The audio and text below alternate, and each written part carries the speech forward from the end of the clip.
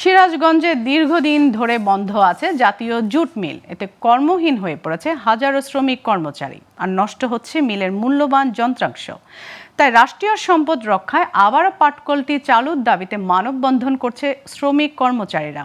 এদিকে মিল কর্তৃপক্ষ বলছে সারা দেশে বেশ কয়েকটি পাটকল চালুর উদ্যোগ নিয়েছে অন্তর্বর্তী সরকার, তাই সিরাজগঞ্জের পাটকলটিও চালু হবে এমন আশা তাদের। সিরাজগঞ্জ থেকে আশরাফুল ইসলামের তথ্য ও চিত্রে ডেস্ক রিপোর্ট।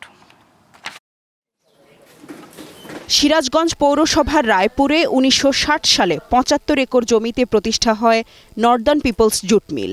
স্বাধীনতার পর ১৯৭২ সালে পাটকলটি জাতীয়করণ করা হয়, কিন্তু লোকসানের কারণে ২০০৭ সালে বন্ধ হয়ে যায় পাটকলটি।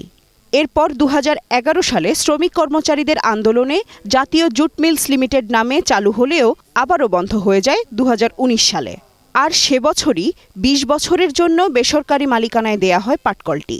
৩ বছর পর আরেক দফা বন্ধ হলে কাজ হারিয়ে মানবেতর দিন কাটছে শ্রমিক কর্মচারীদের। ৫,০০০ শ্রমিক কাজ করতো।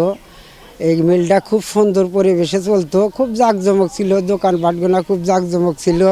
মিলটা বন্ধ হওয়ার কারণে আমরা মালও তৈরি হইতেছে না, মিলটা একবার বন্ধ। না খায়া পর্দাহারে অনাহারে জীবনযাপন করছে, ছেলে মেয়ে শিক্ষিত করতে পারতেছে না। সরকারের কাছে আমরা দাবি করি উত্তরবঙ্গের মধ্যে একটা মিল, এই মিলটা আমাদের চালু করে বাজারঘাট করে খেতে পারি।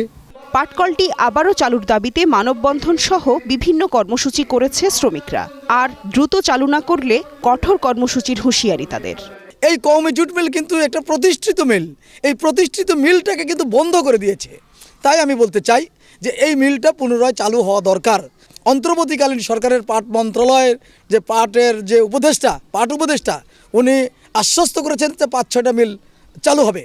যদি ৫-৬টা মিল চালু হয় তাহলে আমাদের সিরাজগঞ্জের পক্ষ থেকে প্রথম দাবি উত্তরবঙ্গের ঐতিহ্যবাহী কওমি জুট মিল, জাতীয় জুট মিল চালু করতে হবে।